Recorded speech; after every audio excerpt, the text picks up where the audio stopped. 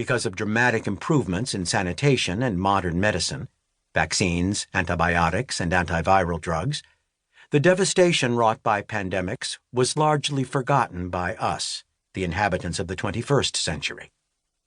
But our perpetual battle with infectious disease-causing organisms and devastating pandemics is an integral part of the human story, and this war is not over. The enormous human and economic toll exacted by the COVID-19 disease vividly reminds us that infectious disease pandemics are one of the greatest existential threats to humanity.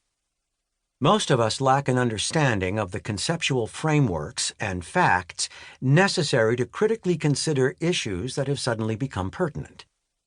The goal of this book is to provide readers with a description of how viruses function and emerge to cause pandemics, how our immune system combats them, how diagnostic tests, vaccines, and antiviral therapies work, and how these concepts are a foundation for our public health policies.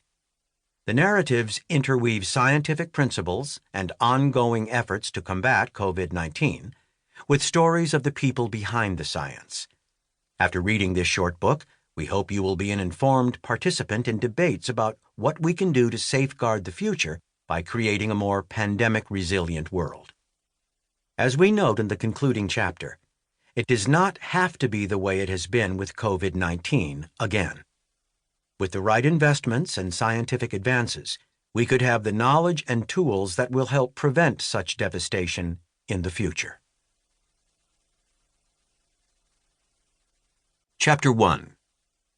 Conquering a Pandemic that Raged from Antiquity to the 18th Century.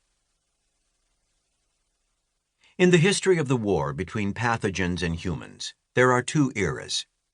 In the first era, the subject of this chapter, humans were suffering from the misery of infectious disease but didn't know what caused them or how to mitigate their effects. Our ancestors observed, however, that individuals who recovered from these diseases did not get the same disease again, and thus could serve as caregivers during an outbreak. We will begin by briefly describing the earliest ideas regarding the origins of this observation, which we now understand to be acquired immunity. The attempt to harness this observation for human good is the history of vaccines. We will describe how the first era of our eternal battle with infectious diseases ended with one of the major achievements of medicine, the vaccine against smallpox. We will tell the tale here of how this procedure, which ultimately eradicated the scourge of smallpox from the planet, was developed slowly by several cultures on different continents in an empirical way without any understanding of how or why it worked. The following chapters will describe the second era, when we learned about the origins of infectious diseases and how to combat them. The earliest ideas: spirits, demons, and divine punishment. We are an inherently curious species. So, the observation that once someone recovers from a disease like smallpox, they are not afflicted again, led to ideas attempting to explain what was going on. In ancient civilizations, for example India, Egypt, and Mesopotamia, diseases were considered to be a punishment from God for sins that a person had committed. In India, upon being afflicted with smallpox, people prayed to a specific incarnation of God called Sitala.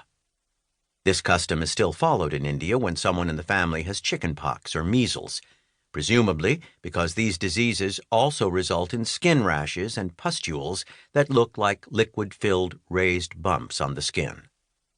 Not surprisingly, it was speculated in ancient times that individuals who recovered from a serious illness had sinned less than those who succumbed. The reason why one was protected from a disease after recovering from it was because the sufferer had been sufficiently punished. The reason for subsequently being afflicted with other diseases was presumably that the person must have gone on to commit other sins. Spirits, demons, and celestial objects were also considered to cause diseases. The name influenza is derived from the Italian word for influence, because the disease was thought to be caused by the influence of stars. Similarly, in Europe, syphilis was supposed to have been caused by an evil conjugation of planets. One implication of the idea that spirits